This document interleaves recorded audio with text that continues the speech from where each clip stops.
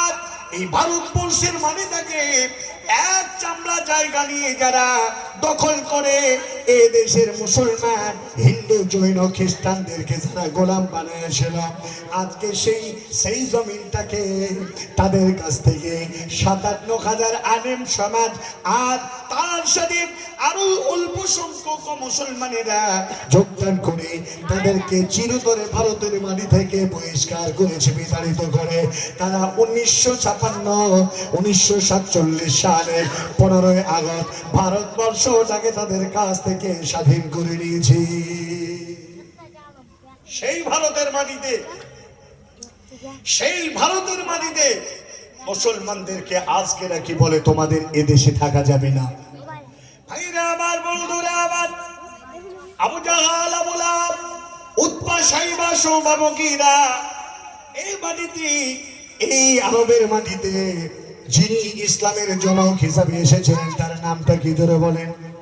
আখিরি পয়গম্বর হযরত মুহাম্মদুর রাসূলুল্লাহ, জোরে বলেন সাল্লাল্লাহু তাআলা আলাইহি ওয়াসাল্লাম। বিশ্ব নবীকেও তারা ওই আরবের মক্কার নগরীতে তারা থাকতে দিয়েছিল না।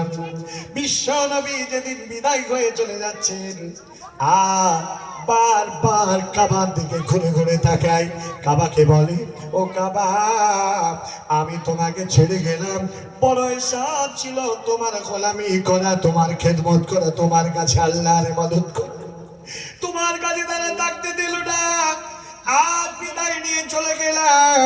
যদি কোনদিন আল্লাহ তাবারক ওয়া তাআলা আমাকে যদি আবার সেই সুযোগটা পুনরায় করে দেন, তোমাকে কোনদিন যদি স্বাধীন করে ফিরে আসতে পারি, তাহলে বড় সার যেটা ছিল এই কাবা এসে আমি তোমার খেদমত করে যাব। প্রিয় ভাই সকল, মুহাম্মদ সাল্লাল্লাহু আলাইহি ওয়াসাল্লাম 8ম হিজরিতে বাইতুল্লাহ কাবা সমেত টোটাল মক্কা মদিনাকে আল্লাহ রাব্বুল আলামিনের নবী তিনি স্বাধীন করেছিলেন। এই আবু জাহাল, আবু লাহাব, উতবা, শাইবা, শুবা, মুগীরা আজকে তারা এই মক্কা নগরী থেকে নবীকে বিদায় করলেও সাময়িক নির্যাতনের পরে পুনরায় মুসলমানদের বিজয় এসেছিল।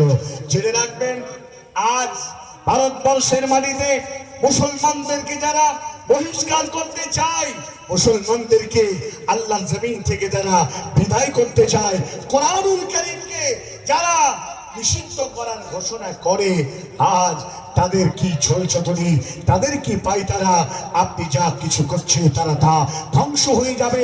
ইসলামকে কোনদিন চিরতরে বিদায় করতে পারবে না। জোরে বলেন ইনশাআল্লাহ, জোরে বলেন, মুখ খোলেন ইনশাআল্লাহ। আমার ভাইয়েরা, আমার বন্ধুরা, আমার বাবা জীবনেরা, জননী মা ও বোনেরা, খুব ভালো করে কণ্ঠপাত করুন। মুসলমান সম্প্রদায় এদেরকে আল্লাহ ইসলাম কবুল করার সাথে সাথে এদের অন্তরে বড় একটা ইমানি জজবা, ধৈর্য ধারণের এক্সট্রা একটা পার্টস আল্লাহ তাদের ভিতরে দিয়েছে। মুসলমানদের যদি ধৈর্য না থাকতো, মুসলমানদের যদি ধৈর্য না থাকতো, তোমার মসজিদের পাশ দিয়ে যারা সন্ত্রাসী দলেরা যারা জয় শ্রী রাম বলে মসজিদে পাথর ছুড়ে, মসজিদে হুলি ছুড়ে, মসজিদে কাদা ছুড়ে, মসজিদের কীট পাটকেল দিয়ে পাথর দিয়ে মসজিদের মানে কাজগুলো ভেঙে দেয়, মুসল্লিদেরকে যারা পেটায়, মুসলমানরা যদি পাল্টা জবাব দিয়ে তোমাদের সঙ্গে যদি লড়াই করত, তাহলে এ দেশ শান্তিতে কেউ বাস করতে পারত না। শুধু মুসলমানরা এক শান্তির প্রতীক ইসলামকে তারা গ্রহণ করেছে বলে তারা ধৈর্য ধারণ করে তোমাদের বেয়াদবিটাকে তোমাদেরকে শিক্ষা দিয়েছে। আমাদের নবী মুহাম্মদুর রাসূলুল্লাহ, জোরে বলুন সাল্লাল্লাহু আলাইহি ওয়াসাল্লাম, কোনদিন আমাদেরকে এই ব্যবহার শেখান নাই। আমাদের নবী ছিলেন সবচাইতে বড় আদর্শের নবী।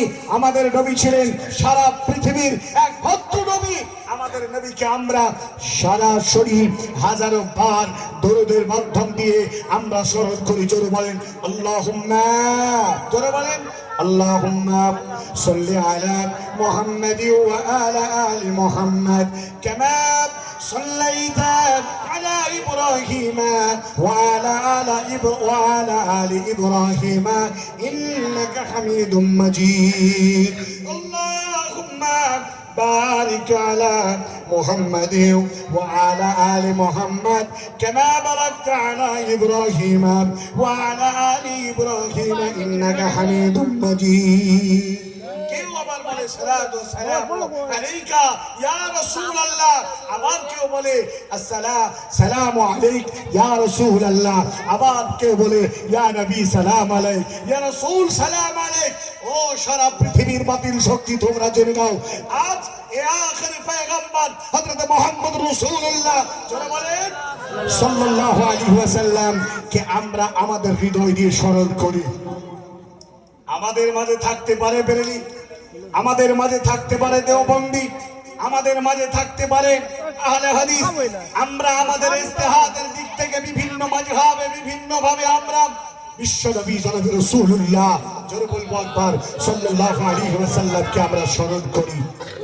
আজ যদি আমরা এই মুহাম্মদ সাল্লাল্লাহু আলাইহি ওয়াসাল্লামের আদর্শ আমাদের ভিতরে না থাকতো, তাহলে আমরা তোমাদের থেকেও বেশি তাফালিং করে তোমাদেরকে উচিত জবাব দেওয়ার মতো যোগ্যতা আমাদের আছে। যোগ্যতার লাগাম হলো মুহাম্মদ রাসূলুল্লাহ সাল্লাল্লাহু আলাইহি ওয়াসাল্লামের আদর্শ।